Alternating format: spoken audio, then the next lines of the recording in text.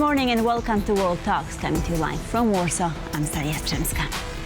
Russia has conducted extensive attacks on Ukraine in recent days, and what is being viewed as retaliation for a drone operation by Kyiv that debilitated more than a third of Moscow's strategic cruise missile carriers. While Operation Spiderweb continues with fresh Ukrainian drone strikes on Russian targets, the EU is in the process of imposing more sanctions on Russia. To discuss these latest developments, I am joined by Piotr Kaszuwara, President, UA Future Foundation. Good morning, sir. Delighted to have you with us. Thank you for joining. Good morning. Thank you very much for the invitation. So let's start with what's going on the ground. What are the latest developments in terms of military operations occurring in Ukraine? So the front line is obviously very active since few weeks.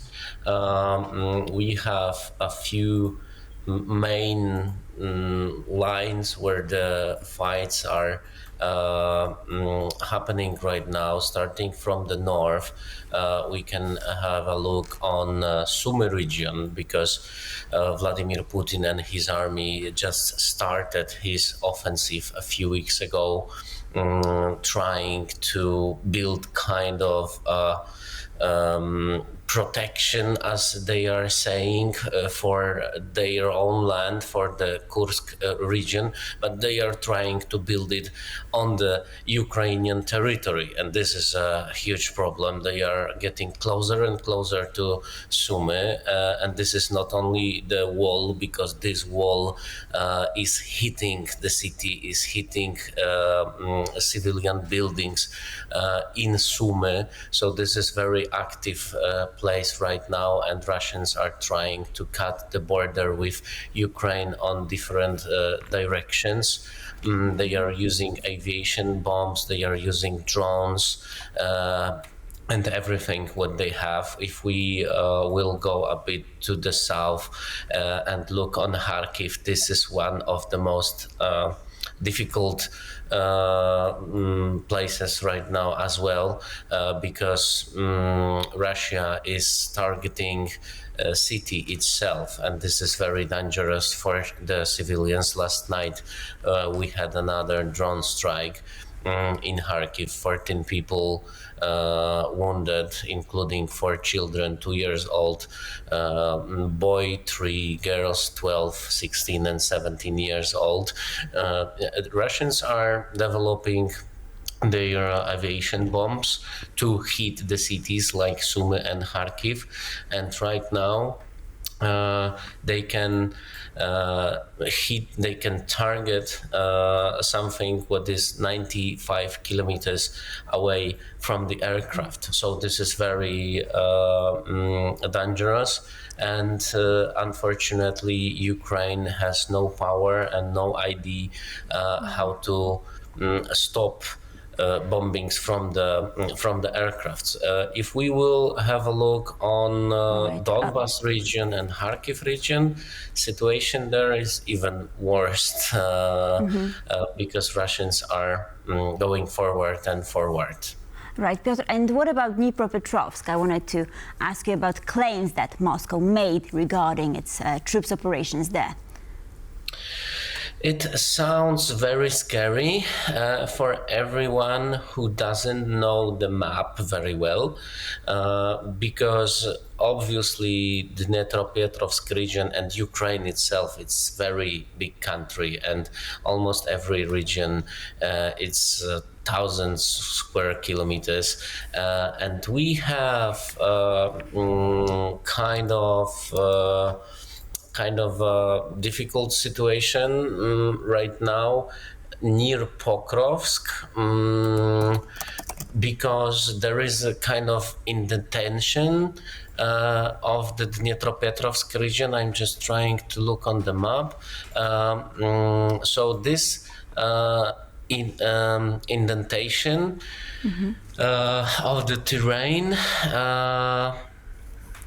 it's the place where the Russians are attacking right now. It doesn't mean that Russians are taking over the control over the Dnipropetrovsk region. City itself, the capital of the region, Dnipro, very industrial, very modern, a very rich city, is still about 150 kilometers away from the front line. If the Russians, they would like to take the control over Pokrovsk and Donetsk region, they need to cut this indentation that I mentioned before. So this is only one danger, but there is some kind of a true. I've been speaking with the soldiers from the 31st Brigade of Ukrainian Armed Forces just before our conversation, and they told me that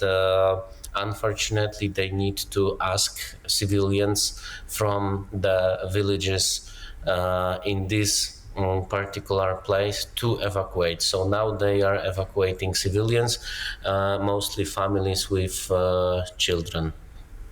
Of course. And what potential implications could this have? I mean, if the Russians manage to advance in this region? Obviously, we will see the implications as we have, because Russians right now in Donbas region, in Zaporizhia region, they are getting to the strategic points. For example, some hills, they are cutting the very important roads. They are making troubles for Ukrainians to transport anything to Donbas, and it looks like their plan right now. They cut very important road from Pokrovsk to Konstantinivka. They are getting to the hill, the highest hill in this region. I have been there many times, and there is amazing view on Donetsk city of Donetsk. So if someone is having control on this hill, can control the whole region. So as soon as Russians, they will take control, and everything unfortunately looks that they will. They can cut the region, they can hit Kramatorsk, and they are repeating this strategy on the north as well. They are getting closer and closer to Izium and to the second main road heading Donetsk region. So Ukraine and the east it doesn't look like Poland, like Germany. So you don't have like hundreds of the roads, good roads to get anywhere, to get to Kramatorsk, to get to Slavyansk, and to the other cities. You have only two roads. The one road is going through Pokrovsk, and the second road is going through Izium. If Russians will manage to cut those two roads, they will control the whole region, and it looks like their plan, because they are now heading the river of Oskil, which is very close to Izium, and they are heading this small hill that I mentioned before. So the Dnipropetrovsk region, I think now it's one of the smallest problems at the front line. There are many more troubles. This sounds very unsettling. So let's zoom in on the Ukrainian side. What was the aim of Ukraine's Operation Spiderweb? And sort of what role do aerial drone operations play in this military engagement? And sort of how do you gauge this operation? Because we, of course, know of the Russian retaliation, right? So, you know, this operation is still kind of a secret. This is also a propaganda operation, obviously, from both sides. We need to wait a bit longer, maybe till the end of the war, to know all of the details and exactly how many Russian aircrafts has been destroyed or damaged by the Spiderweb operation. We don't really know exactly who was involved as well in this operation. We have heard about a couple, a man and a girl, young Ukrainians who has been living in Russia for a long time, and they supposed to rent the trucks, and they managed to escape from Russia just after the attacks. But this all sounds a bit like a legend.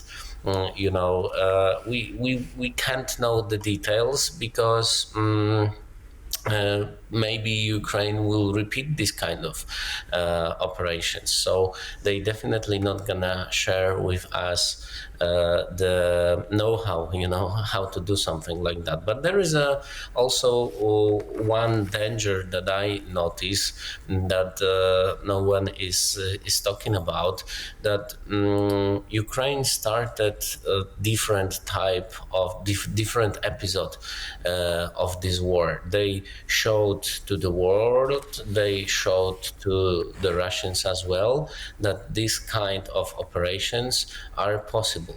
So this is very obviously bright event for everyone who is supporting Ukraine, but also there is a dark side of it, that Russians, they can try to do something similar in Ukraine. For now, they are attacking the cities, they are targeting Kharkiv mostly. We can't see that the operations, the Spiderweb operation, changed something. Unfortunately, the bombs are still coming. The bombs are still destroying Ukrainian infrastructure, killing people. But also, I don't know if you have heard about it.